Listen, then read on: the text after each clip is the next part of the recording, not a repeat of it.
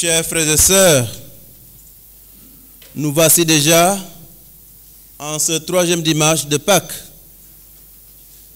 Nous continuons notre marche en ce temps pascal. Nous avons encore jusqu'au 23 mai, si je ne me trompe pas, le jour de la Pentecôte, pour continuer à méditer sur ce temps pascal, pour méditer sur la résurrection de notre Seigneur Jésus-Christ. Je crois que le temps pascal nous est donné pour accueillir pleinement la lumière de la résurrection de notre Seigneur Jésus-Christ, l'accueillir dans nos vies et préparer nos cœurs pour recevoir le don du Saint-Esprit. Si le dimanche dernier était le dimanche de la miséricorde, peut-être on pourrait appeler ce dimanche le dimanche du témoignage, parce que aussi bien dans les différentes lectures que nous avons écoutées, nous voyons qu'il y a un témoignage clair qui nous est proposé. Dans la première lecture, c'est le témoignage de Pierre sur la résurrection de Jésus. Et dans la page de l'Évangile, Jésus envoie ses disciples pour qu'ils soient des témoins dans notre monde, des témoins de la résurrection. Nous découvrons le témoignage de Pierre, qui est très riche dans la première lecture. Il vient de guérir un homme paralysé qui mendiait à la porte du temple. Si nous faisons un peu un retour en arrière dans les textes précédents, nous voyons que Pierre avait réalisé un grand miracle. Il avait guéri un infirme. Et grâce à cette guérison, beaucoup de gens étaient stupéfaits. Ils étaient là en train de contempler le grand mystère qui venait de se réaliser. Et Pierre va profiter de cette occasion pour faire une catéchèse sur la vie de Jésus. Il s'adresse à la foule stupéfaite à cause de ce qui vient de se passer. Il leur explique que ce n'est pas par ses propres forces qu'il a pu opérer cette guérison, mais c'est à cause de Jésus mort et ressuscité qui en est le principal acteur. C'est Jésus qu'ils ont renié et c'est Jésus qu'ils ont cloué sur la croix, mais c'est Jésus qui est ressuscité. Je crois que Pierre et toutes ces personnes étaient les témoins de cette résurrection de Jésus. Et je crois que la première urgence à laquelle cette première lecture nous invite aujourd'hui, c'est la conversion. C'est que chacun se convertisse et se tourne vers Dieu. Convertissez-vous et tournez-vous vers Dieu pour que vos péchés soient effacés. Et beaucoup parmi eux se convertirent et adhérèrent à la foi et à la résurrection de notre Seigneur Jésus-Christ. Chers frères et sœurs, à travers cette première lecture, nous sommes invités à emprunter les pas de Pierre. Pierre, qui avait même renié le Christ, mais qui a renoué cette alliance en recevant son pardon. Il ne pouvait plus garder cette expérience vécue avec lui, pour lui seul, mais il a été son témoin. Il a commencé à être ce témoin miséricordieux de Dieu à travers l'annonce de sa parole, mais aussi l'annonce de son évangile. Nous sommes invités à l'exemple de Pierre, aujourd'hui dans notre monde, à être des vrais messagers de la parole de Dieu et de sa résurrection. Et inviter nos frères et sœurs à la conversion, à adhérer au grand mystère de Dieu. C'est aussi cet appel de conversion qui nous est adressé dans la deuxième lecture que nous venons d'écouter.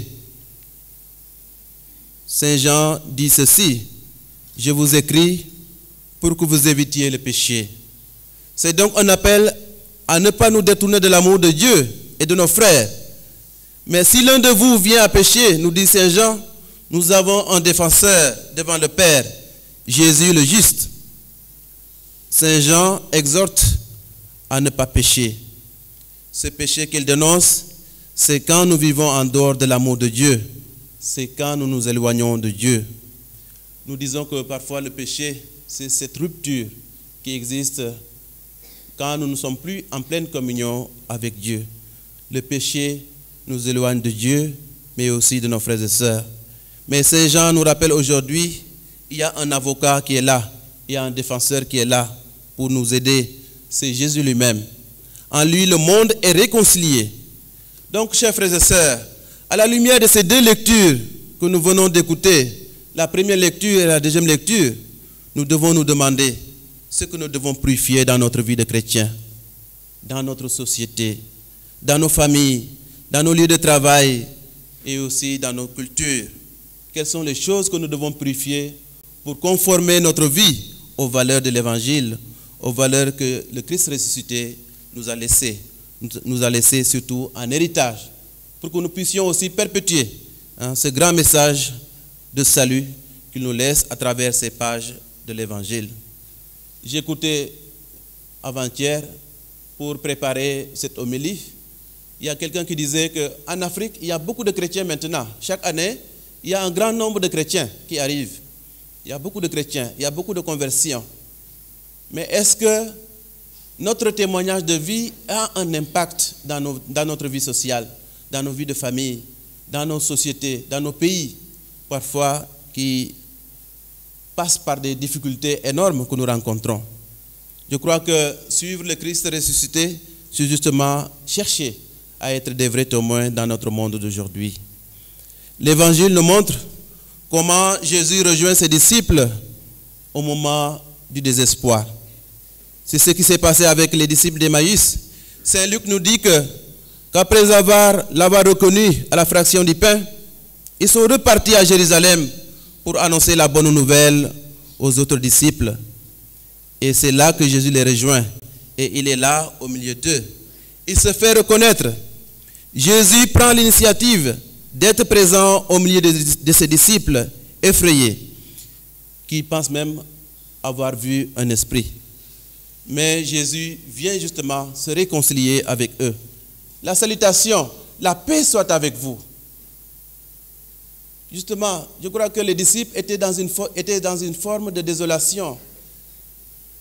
Ils étaient dans une forme d'angoisse. Ils avaient peur, ils étaient effrayés. Mais je crois que cette salutation de Jésus va les réconforter. La paix soit avec vous. Et les disciples même pensaient qu'ils avaient vraiment rejeté Jésus. Mais Jésus les rejoint dans leur peur, dans leur torpeur. Il leur dit, la paix soit avec vous. Une forme de réconciliation profonde. Chers frères et sœurs, je crois que cette salutation de Jésus ne doit pas nous laisser indifférents. Nous sommes invités aujourd'hui aussi, à l'exemple de Jésus, à être des instruments de paix, des instruments de pardon dans nos familles, dans la société, dans nos lieux de travail, à être toujours ces instruments de paix et de pardon dans notre vie de chaque jour.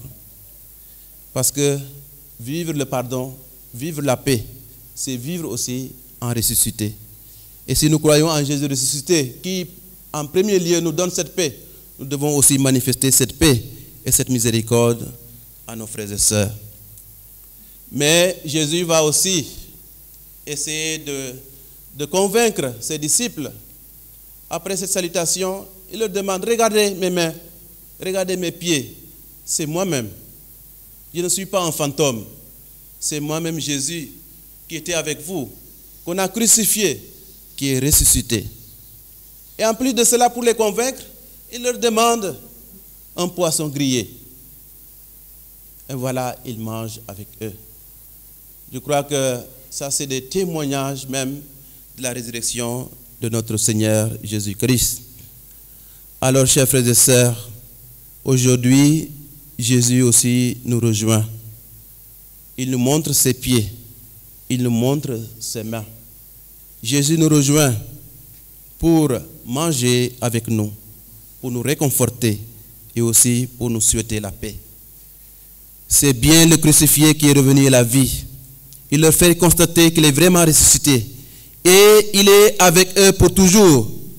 Je crois que cette rencontre extraordinaire a été un bouleversement pour les apôtres. Avec amour et patience, Jésus les a expliqué ce qui a été écrit dans la loi de Moïse, les prophètes et les psaumes. Ce dimanche aussi est une invitation pour nous à ce que nous puissions scruter la parole de Dieu, nous approcher davantage de la parole de Dieu, de la lire, de la méditer et surtout de chercher à la mettre en pratique. L'évangile de ce dimanche, chers frères et sœurs, nous rappelle que les disciples d'Emmaüs ont vécu deux moments importants, l'accueil de la parole, puis la fraction du pain. la fraction du pain qui représente pour nous l'Eucharistie. C'est là que nous sommes invités à puiser nos énergies en vue de la mission que le Seigneur nous confie. Jésus nous envoie en mission pour témoigner de la foi qui nous anime. Notre témoignage doit rejoindre tous les hommes, en particulier ceux qui ne connaissent pas encore le Seigneur. Chers frères et sœurs, en tant que chrétiens, en tant que baptisés, nous avons le devoir d'être des annonciateurs de la bonne nouvelle du Christ ressuscité. Pour être de vrais messagers de Christ, nous avons besoin d'être complètement imprégnés et habités par sa présence, par l'action de son esprit. Si nous ne prenons pas le temps de l'accueillir dans notre vie, rien ne se passera. Nous serons comme le sel affadi qui n'est plus bon à rien. La transmission de la foi à travers les âges s'est réalisée par la seule force du témoignage. Et le flambeau est maintenant entre nos mains. C'est à notre tour, chers frères et sœurs, aujourd'hui et maintenant, de transmettre la foi à ceux et celles qui nous entourent, à ceux et celles qui vivent à côté de nous. Donc, chers frères et sœurs, ne faites pas comme ce fidèle qui disait « Je viens à la messe, mais mon fils toujours reste à la maison pour dormir. J'essaie de le réveiller, mais il refuse de venir à la messe. » Chers frères et sœurs, encourageons nos enfants à vivre dans la foi, à venir participer à la célébration de l'Eucharistie, à écouter la parole de Dieu. Je crois que c'est là que nous pouvons trouver les forces dont nous avons besoin pour être des vrais témoins du Christ ressuscité. Que notre foi en l'amour de Dieu rejaillisse autour de nous en amour et en tendresse pour nos frères et aussi pour nos sœurs. Que le Christ ressuscité soit notre force et notre lumière, lui qui est vivant maintenant et pour les siècles des siècles.